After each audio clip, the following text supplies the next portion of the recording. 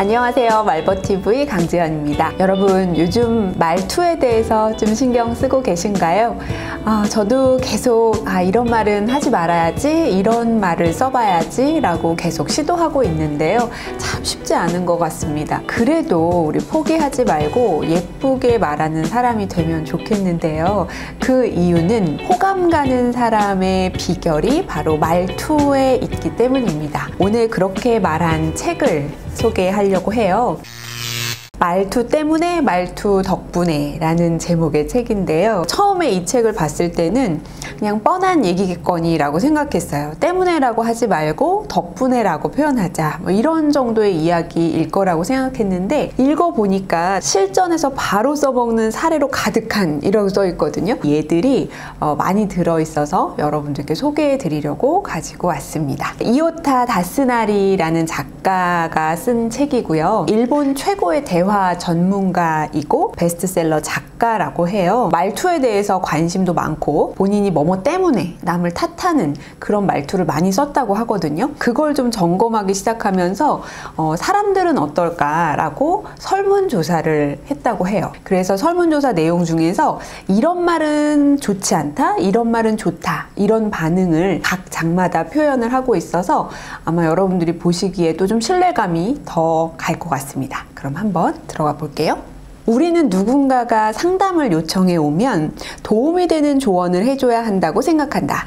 이때는 자기 이야기를 하고 싶은 마음을 꾹 참고 먼저 상대의 고민을 끝까지 들은 뒤에 진심으로 공감하는 태도가 중요하다라고 프롤로그에서 이야기를 먼저 하고 있어요. 맨 밑에 보시는 것처럼 말투만 살짝 바꿔도 누구나 대화의 프로가 될 수 있다라고 말하는데요. 우리 주변에 보면 누군가한테 고민이 생기면 먼저 달려가는 사람이 있죠.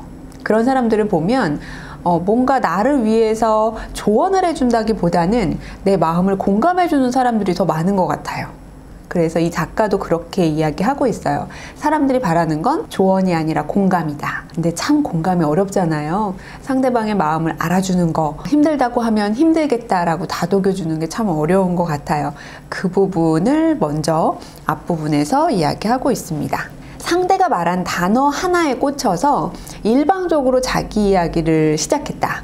다시는 대화하고 싶지 않은 마음까지 들었을지 모른다 라고 이야기하는데, 우리가 왜 대화를 하다가 보면 어떤 단어를 들었을 때 나도 그랬는데 이러면서 갑자기 내가 경험했던 것들을 떠올리면서 내 이야기로 전환하는 경우들 생기잖아요. 이 책에서는 바베큐 얘기가 나왔는데 본인이 바베큐 먹었던 경험, 이런 것들이 갑자기 생각나서 다른 사람, 상대의 이야기를 듣는 게 아니라 본인 이야기로 전환했다라는 이야기가 나와요. 다른 사람이 말하는 동안 속으로 자신이 말할 내용만 생각하는 사람들이 있다. 겉으로는 경청하는 듯 보여도 상대의 이야기가 귀에 들어올 리 없다. 그래서 말이 끝나기가 무섭게 제 생각은 이래요 하고 지금까지와의 맥락은 고려하지 않은 채 자신이 하고 싶은 말만 하는 그런 실수를 범한다고 이야기하고 있습니다. 우리 이럴 때 있잖아요. 특히 직장에서 회의를 하거나 사람들하고 대화할 때도 다른 사람의 이야기를 온전히 귀 기울여서 듣는 것이 정말 어려운데요.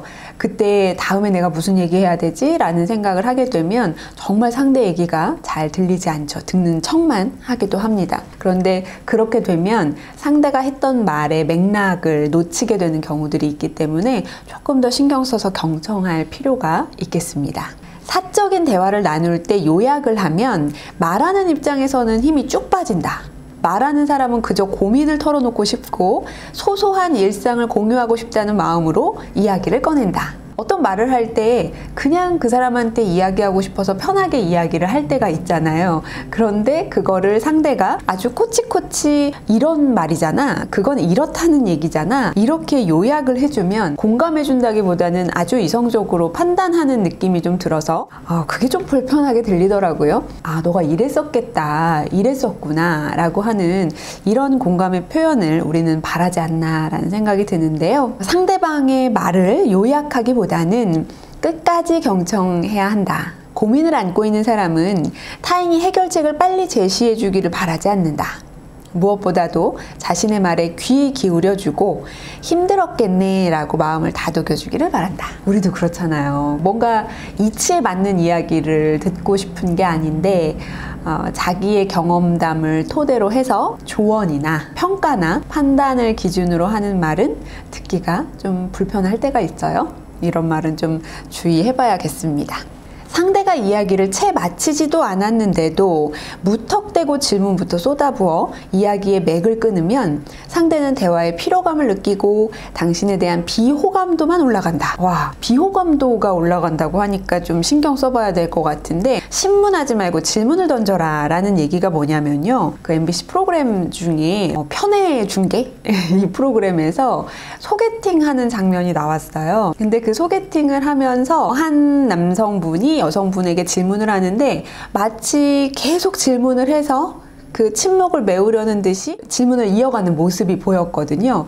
근데 그 모습을 보면서 좀 안타깝더라고요. 뭔가 막 대사가 나열되는 듯한 느낌? 상대랑 호흡하는 것이 아니라 내 할 말만 한다는 느낌. 그런 느낌이 들었는데, 이렇게 질문 공세를 펼치면 대화가 편안하게 되는 건 아닌 것 같아요. 그래서 상대가 어떻게 반응하는지, 그 반응에 이어서 내가 또 어떤 질문을 하면 좋은지, 이런 것들을 들으면서 공감대를 형성하면서 대화하는 게 좋겠습니다. 상대의 말이 끝나기가 무섭게 그렇군요, 그래요 라고 말하면 상대를 재촉하는 듯한 느낌이 들고 진중하지 못하다는 인상을 줄 수 있다. 바로 그 편의 중계에서도 또 이런 모습이 보였었어요. 어떤 분이 계속 맞장구, 반응 이렇게 표현을 하는데 아마 그분은 상대의 이야기를 잘 듣고 반응해 준다고 했을 거예요. 그런데 그게 너무 일정한 반응이고 상대가 말하자마자 다 끝나기도 전에 대답하는 모습을 보면서 그냥 하는 반응 같은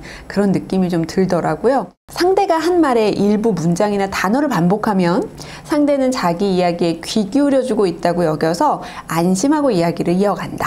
이거 굉장히 중요한 이야기입니다. 상대가 말한 그 단어를 잘 귀 기울여서 들었다가 그 단어를 그대로 가지고 와서 반응하면서 이야기해주면 상대는 좀 편안하게 느끼고요.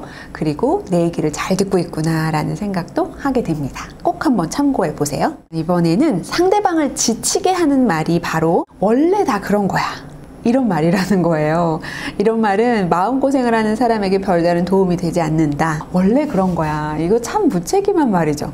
힘들다고 하는데 왜 우리 꼰대들이 하는 얘기잖아요. 야, 일하다 보면 원래 다 그런 거지. 세상에 원래 다 그런 거지. 참 힘들다고 하는 사람한테 하지 말아야 될 말처럼 들리는데요. 고민을 들어줄 때 반드시 피해야 하는 행동. 첫 번째, 조언하지 않는다. 두 번째, 추궁하지 않는다. 조언이라는 거는 상대방을 생각해서 하는 이야기이긴 한데 요즘 정말 조언하는 거 좋아하는 사람 많지 않거든요.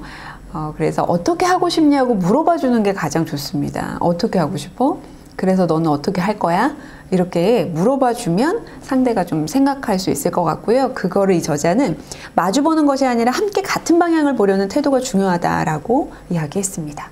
같이 앉아서 같은 방향을 보고 이야기한다는 느낌을 받으면 훨씬 더 편안할 것 같아요. 추궁하지 않을 것. 이건 뭐냐면 나 차였어. 그러면 왜? 뭐 때문에 차였어? 이렇게 물어보는 거, 이런 것들이 좀 추궁하는 느낌도 들고 그 차였다는 마음을 위로 혹은 공감해주지 못하는 그런 표현처럼 느껴져서요. 요거는 좀 피하면 좋겠습니다. 호감도를 높이는 대화의 철칙이니까 기억해 보세요. 외모나 속성만으로 타인의 사고방식과 행동을 단정하는 사람은 주위 사람들에게 결코 좋은 인상을 줄 수 없다. 특히 부정적인 단정은 누구에게도 좋은 영향을 주지 않는다. 그 대표적인 사례가 남의 행동을 트라우마로 규정하는 경우다. 우리 트라우마 이야기 많이 하잖아요.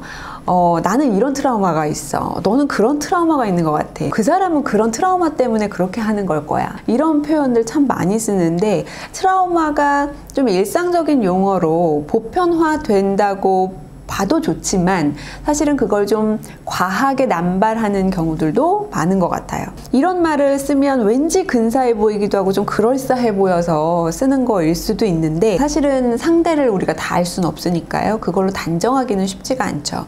험담이 들릴 때는 모른다 모드로 전환하자 라고 이야기했는데 우리가 잘 모르는 것에 대해서는 그 사람은 이래서 그런 거 아닐까라고 넘겨짚기보다는 나 그 사람이랑은 일을 안 해봐서 잘 모르겠어. 그냥 들은 걸로만 이야기하기는 좀 불편하다.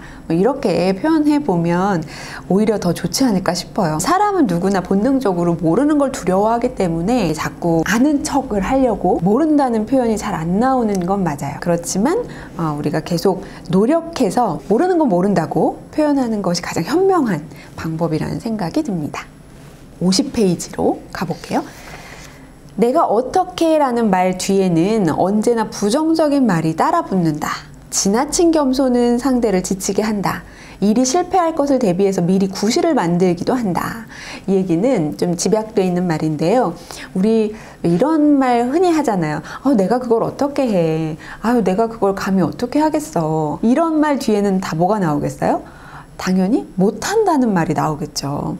부정적인 말들을 하게 된다는 거예요. 그래서 이 말을 좀 바꿔보자 라는 건데, 저는 속도가 좀 느리지만 그래도 해볼게요. 할 수 있을 것 같아요. 이렇게 표현하거나, 저는 이런 거 처음 해봐요. 그렇지만 최선을 다해볼게요. 이런 표현으로 내가 그걸 어떻게 하겠어 라는 표현보다는 훨씬 더 긍정적으로 들리죠. 이런 말로 바꿔보면 좋다는 이야기고요. 일이 실패할 것 같아서 미리 구실을 만드는 게 이런 표현입니다. 오늘은 내가 어제 좀 술을 마셔서 몸 상태가 좀 별로라서 오늘 좀 안 될 것 같아. 어제 시험 공부 하나도 안 해가지고 오늘 시험 잘 볼 수 있을지 모르겠네. 이런 표현들이 뭔가 결과적으로 잘 되면 운이 좋다고 할 수 있고요. 잘 안 되면 거봐 내가 말했잖아. 이렇게 뭔가 구실을 제공하는 그런 표현이라는 거죠. 그래서 이런 말들도 우리가 웬만하면 좀 피하면 좋을 것 같아요. 취미가 뭐예요? 라고 묻는 질문에 여러분들은 어떻게 대답하시나요? 좀 편하게 대답하세요. 요즘 저도 이렇게 취미나 최근 관심사에 대해서 물어보다 보면 저 그런 거 없는데요 라고 대답해서 제가 좀 당황하기도 하고요. 좋아하는 거 뭔지 잘 모르겠어요 하는 분들 많거든요. 뚜렷하게 취미가 있는 분들도 있지만 그렇지 않은 분들도 있어서 어떻게 대답해야 될지 좀 난감해하는 분들이 있어요. 그때 이 저자는 이렇게 얘기해요. 3가지로 얘기해 볼 수 있다고요. 첫 번째는 과거에 있었던 일을 이야기하는 것. 저는 배구 자주 했었어요. 이렇게 이야기하는 거죠. 예전에 했었다고. 두 번째는 미래에 하고 싶은 일을 이야기하는 것. 올해는 서핑에 꼭 도전해 보려고요. 라고 얘기하는 거예요. 지금은 아니지만 올해는 그래도 한번 해볼 거다. 세 번째는 가장 최근에 있었던 일을 이야기하는 거예요. 지난주에 테니스 쳤어요. 라고 얘기하면 지난주에 테니스 치셨구나. 어디서 치셨어요? 얼마나 치셨어요? 이렇게 또 물어볼 수 있잖아요. 그래서 이야기를 좀 이어갈 수 있다는 거예요. 중요한 건 취미를 물어본다는 것 자체가 상대를 난감하게 하려는 의도는 아니라는 거죠. 편안하게 대화하기 위한 하나의 이야기거리라고 생각하시고 대답할 때도 이런 방법을 한번 써보시면 좋겠어요. 칭찬이든 취미든 커뮤니케이션의 윤활제이고 대화의 실마리에 불과하다는 점을 기억하자. 우리가 좀 편하게 대화를 이어가기 위한 하나의 실마리라고 보시고 편안하게 대답해 보시면 좋겠습니다. 잘한다 못한다 라는 이런 표현은 아랫사람을 대하는 듯한 이런 평가와 판단, 판정이 섞여 있기 때문이다 라고 표현했는데, 예를 들어서요, 가수한테 노래 좀 부르시는데요? 라고 하거나 화가한테 그림 좀 그릴 줄 아시네요 라고 표현하는 거는, 이거는 정말 반감을 살 수 있겠죠. 그 사람을 두고 직업이 그런 사람한테 평가의 단어를 쓰는 거잖아요. 그래서 잘한다 못한다 이런 평가나 판단의 단어들을 좀 빼면 좋겠다는 이야기고요.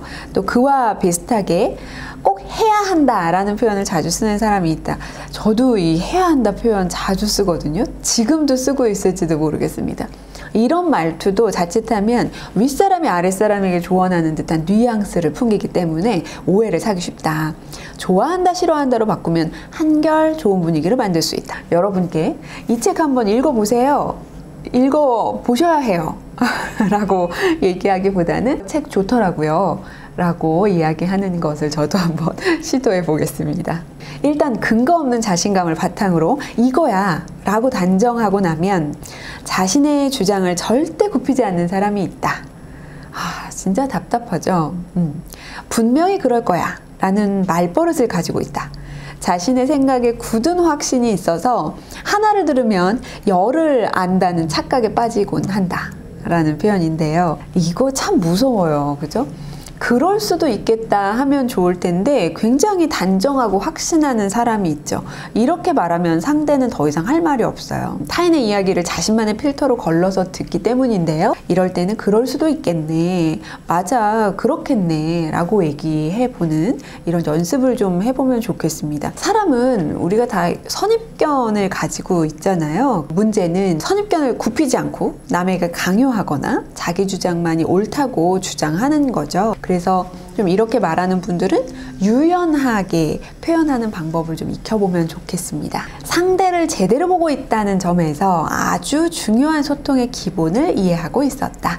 세심하고 따뜻한 마음으로 상대를 바라보자 라는 표현이 나오는데요. 아이를 보고 엄마가 그 아이가 하는 행동을 그대로 말로 표현해주는 그런 예가 나오거든요. 아이가 어떻게 하는지 그 모습을 그대로 아이에게 표현해주면서 대화를 하는 거예요. 그러면 편견이나 혹은 선입견이나 평가 판단도 전혀 그런 단어들이 들어가지 않겠죠? 그래서 세심하고 따뜻한 마음으로 상대를 마치 아이를 바라보는 엄마의 마음처럼 그렇게 바라보면 좋겠다는 건데요. 친구들이나 우리 주변 사람들한테 머리 새로 했어요?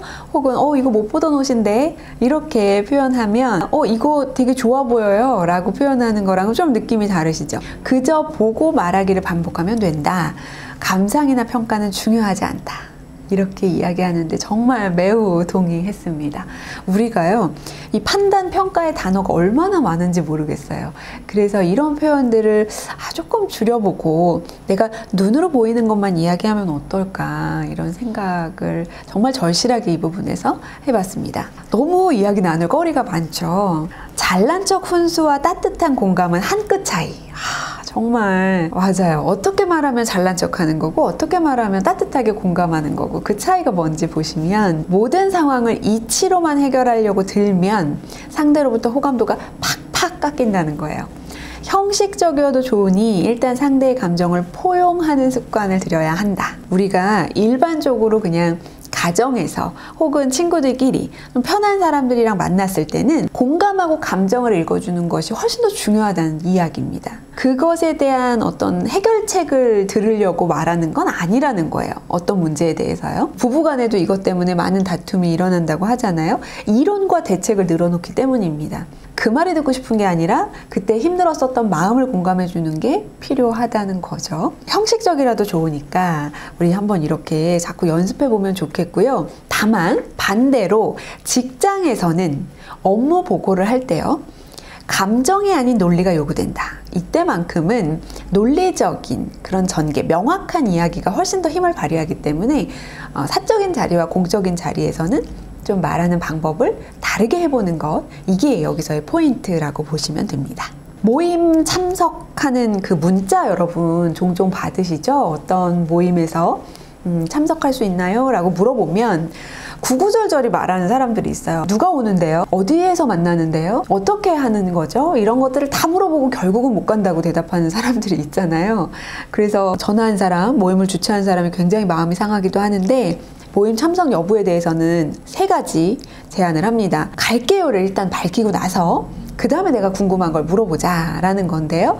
갈게요. 근데 누가 오나요? 갈게요. 근데 어디서 하나요? 갈게요. 근데 몇 시에 하나요? 이렇게 물어보면 좋다는 거고요. 2번째는 어떻게 될지 모르는 경우는 가고 싶다라는 의견을 밝히는 거예요.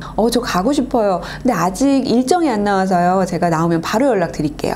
혹시 몰라서요. 이렇게 말하는 방법도 있죠. 3번째는 못 가는 상황. 이럴 때는 어쩔 수 없으니까요.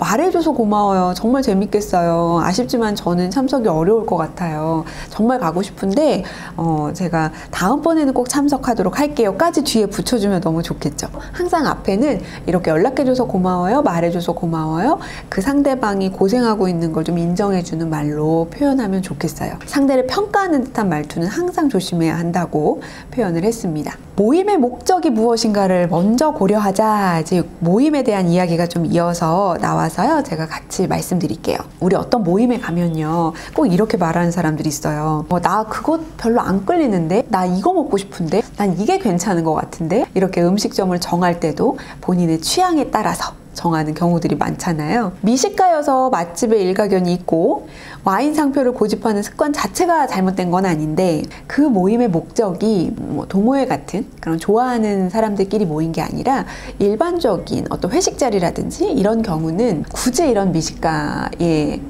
모습을 드러낼 필요는 없다라는 얘기예요. 아, 이 집 와인 종류가 별로 없네. 아, 여기 김치 맛은 좀 별론 것 같은데? 이렇게 좀 어딜 가도 부정적인 말 하는 사람들 있잖아요. 입만 열면 부정적인 말을 하는 사람과는 함께 있는 시간을 정말 같이 하고 싶지 않죠. 불평은 되도록 삼가하면 좋겠습니다. 누가 들어도 기분 좋진 않으니까요. 친한 사이일수록 예의를 지켜야 한다. 친밀감을 느끼기 위해서 야한 농담을 해야 한다면 그 관계는 야한 농담을 해야만 즐거울 수 있는 사이가 되어버리고 싶다. 참 꼭 이런 사람들이 있어요. 재밌게 농담한다고 해서 약간 야한 농담을 곁들여 하는 사람들도 있고요. 좀 친근감의 표현으로 이렇게 하는 분들도 있죠. 그런데 이거 요즘은 다 뭔가 성희롱에 관련된 표현이 될 수도 있기 때문에 성적인 대화는 좀 조심할 필요가 있고요. 밑에 보시는 것처럼 아름다운 분, 잘생긴 분 이렇게 부르는 것도 요즘은 좀 조심스럽죠. 외모를 평가하는 말, 행동 이런 것도 요즘 다 조심할 필요가 있습니다. 그래서 상대에게 좋은 인상을 주려면 이런 어떤 자극적인 농담 그리고 사생활에 관련된 농담 이런 것들은 좀 삼가하는 게 좋겠습니다. 아, 이거 보면서 또 찔린 부분인데요. 늘 바빠 보이는 사람은 결과적으로 대인관계에서 손해를 본다는 뜻이다. 그게 무슨 말이냐면 일반적으로 사람은 누군가로부터 거절당하는 걸 싫어하기 때문에 자꾸 제안했는데 노라고 대답이 돌아오면 다시 안 물어본다는 이야기예요. 그래서 제안을 거절할 가능성이 큰 사람부터 피하게 된다 이런 이야기인데요. 이럴 때 만약에 불가피하게 연락이 와서 못 나가게 될 경우에는 그날은 제가 이 일정이 있어서 참석하기가 좀 힘든데 다음 주라면 제가 갈 수 있어요 라고 표현해 보는 거죠. 내가 계속 바쁜 사람이 아니라 이번 주만 이 일정이 있어서 어렵다 이걸 좀 강조해 주자는 이야기입니다. 늘 바빠 보이면 결국 혼자가 된다라는 게 포인트입니다. 뒤로 좀 가볼게요. 132페이지인데요. 이게 세 장으로 구성이 되어 있는데 마지막이 이제 비즈니스에 관련된 그런 이야기라서요. 일 잘하는 사람으로 거듭나는 초간단 비결. 첫 번째, 일단 결정하는 습관을 길러야 한다. 우유부단한 것보다는 결정을 빨리 하고 빨리 처리하는 게 좋다는 거고요. 두 번째, 숫자를 섞어서 말하면 내용이 구체적이라는 인상을 줄 수 있다. 확인 후 연락 주세요 라고 하는 건 다시 회신을 받아서 본인이 확인하겠다는 그런 이야기고요. 며칠까지 답장 부탁합니다 라고 하는 거죠. 꼭 며칠까지 혹은 무슨 요일까지 이렇게 이야기하는 게 좋습니다. 저도 항상 뭔가 의뢰를 받으면 언제까지 보내드릴까요를 제가 물어보는 때도 있고요. 언제까지 보내주세요 먼저 이야기하는 경우도 있어요. 저는 당연히 언제까지 해주시면 좋겠어요 라고 말하는 걸 더 선호하는데 혹시나 그러지 않는다면 듣는 사람이 언제까지 보내드리면 될까요? 라고 물어봐서 날짜를 좀 정해놓으면 서로 신뢰할 수 있고 무작정 기다리지 않을 수 있으니까 좋다는 생각이 들어요. 일할 때 이야기 또 한 가지 볼게요. 결론부터 말해야 일 처리가 능숙해 보인다. 요거는 논리적인 말하기를 하고 싶으신 분들 한번 봐주세요. 첫 번째, 항상 말할 때는 결론부터 말하자. 이거는 이렇게 됐습니다 라고 결론부터 말하는 게 늘 필요합니다. 순서대로 이야기하고 배경 및 목적, 그래서 어떻게 해서 누구누구가 왔는데 뭐 이런 것들 다 듣고 있을 상사가 많이 없겠죠. 결론부터 말하고 그 이후에 이제 붙여주는 거죠. 상황에 대한 이유, 배경 이런 것들 요약해 주고요. 그리고 마지막 세 번째에 자신의 의견까지 덧붙여주면 완벽한 말하기가 됩니다. 우리 논리적인 이야기가 별다른 게 아니고요. 우선 결론부터 말해보는 거 요거 시도해 보시면 좋겠어요. 용건부터 말하는 습관은 상사와 대화할 때 가장 중요하다. 특히 상사와의 의사소통에서 중요하게 꼽힌 것이 논리성이라는 요인이거든요. 그래서 상사들은 부하가 논리적으로 보고해 주길 바라기 때문에 특히 보고 스피치를 할 때 좀 참고해 보시면 도움이 되실 겁니다. 어떤 실수를 했을 때 먼저 자신의 잘못을 인정하고 사과하면 좋은 인상을 남길 수 있다. 우리 죄송합니다라는 단어가 왜 이렇게 입에서 잘 안 나올까요? 죄송하다고 빨리 사과하면 좋을 텐데 자꾸 뭔가 핑곗거리가 먼저 나오는 경우가 많죠. 업무적으로 문제 상황이 생겼을 때 가장 먼저 생각해야 할 점은 어떻게 말하면 좋을까? 이라는 거예요. 누가 잘못했는지 잘잘못을 따지기보다는 어떤 것이 잘못돼서 어떤 것을 어떻게 해결하겠다, 이런 부분에 좀 초점을 맞춰보면 좋다는 거죠. 이 얘기는요, 우리 또 꼰대들이 많이 하는 말인데요. 다 널 위해서. 이 이야기 한 번씩은 들어보셨죠? 다 널 위해서 라는 논리는 위압적이어서 더는 듣고 싶지 않은 비호감 말투다. 그 말에 거짓이 섞여 있다. 진심으로 생각해주는 사람은 굳이 이런 말을 꺼내지 않는다 라고 이야기했는데요. 이거 다 거짓말인 거 우리 알잖아요. 다 널 위해서. 그게 아니고 결국은 자기에게 유리한 방향으로 설교하고 싶은 마음이 드는 거죠. 그래서 더 듣고 싶지 않은 그런 상황들이 생깁니다. 널 위해서 라는 위선적인 표현을 사용하기보다는 난 이렇게 생각해 라고 솔직하게 말하는 게 더 좋다는 거예요. 이 표현 꼭 익혀봐야겠어요. 널 위해서, 이거는 우리 꼰대 같은 표현이라는 거 기억해 보시고요. 조금만 싫은 소리를 들으면 바로 시무룩해지는 사람이 있다. 이런 사람들은 상처를 잘 받는 사람으로 불린다. 그런데 회사에서 업무를 할 때 상처를 잘 받는 사람이 있으면 주변 사람들은 더 큰 스트레스를 받는다. 이 얘기가 무슨 말이냐면요. 이런 사람들은 업무의 일부를 지적하면 마치 자신의 존재 자체가 부정당한 듯한 충격을 받는다는 거예요. 그래서 지적한 사람이 그런 의도는 아니었어, 이렇게 수습해줘야만 하기 때문에 좀 불편해하고, 그리고 이렇게 사소한 지적이나 비판에 금방 시무룩해지는 모습 때문에 말을 하기 꺼려진다는 거예요. 그러면 결국은 상처 잘 받는 사람은 성장 발전이 없게 되는 거죠. 왜냐하면 피드백을 듣지 못하니까요. 그래서 어떻게 이 사람들은 하면 좋으냐면, 인간은 긍정적인 말을 100번 들었더라도 단 한 번 들은 부정적인 말에 연연하는 존재다. 이거 너무 당연한 거예요. 그런데 이럴 때 감정의 센서를 재빨리 긍정적으로 바꾸는 것이 좋다. 무조건 다 긍정적으로 생각하는 게 좋은 거야? 라고 물어보는 분들 참 많아요. 저는 이렇게 생각해요. 부정적인 어떤 표현으로 혹은 부정적인 감정에 휩싸여서 내가 부정적인 생각을 하고 부정적인 행동을 하게 되잖아요. 그렇게 하기보다는 그걸 얼른 긍정적으로 전환해서 긍정적인 감정도 느끼고 긍정적인 행동을 하면 그만큼 호감 가는 사람이 될 수 있고 주변의 관계도 편해질 수 있는, 전부 다 연결고리가 있는 거기 때문에 선순환할 수 있는 아주 중요한 고리라고 생각해요. 그래서 꼭 긍정적으로 하는 게 좋은 거야? 라고 묻기보다는 한번 긍정적으로 전환해보면 좋겠어요.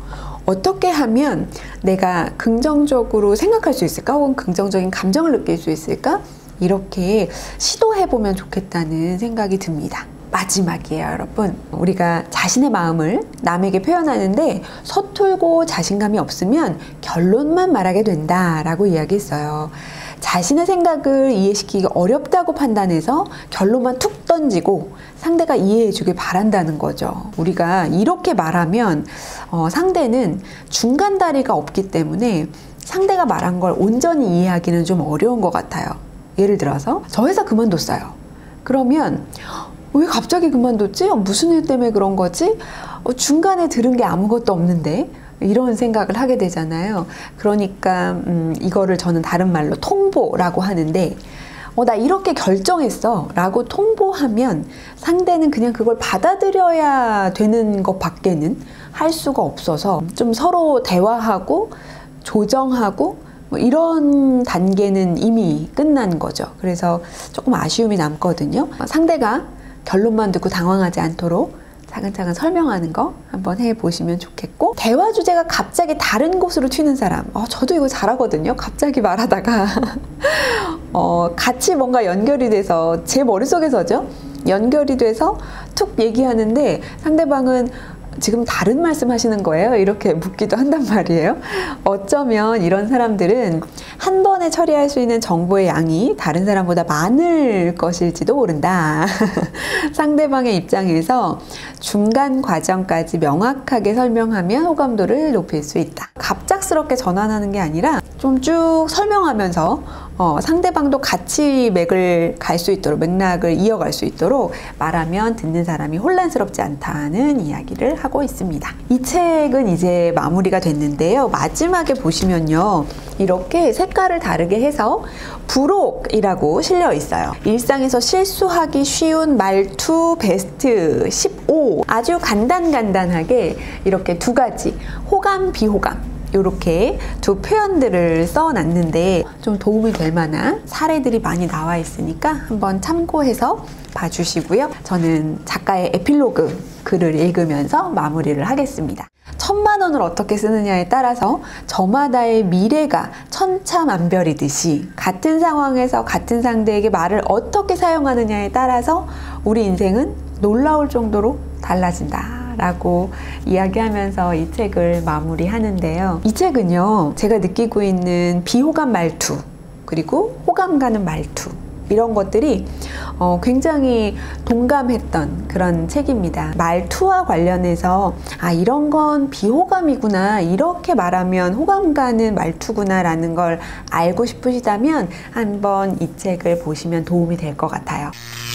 말투에 관련된 지금 여러 책들을 보고 있는데요. 볼 때마다 느끼는 건 제 말투를 점검한다는 거예요. 여러분들도 이 영상을 보시면서 내가 사용하는 말은 어떤가?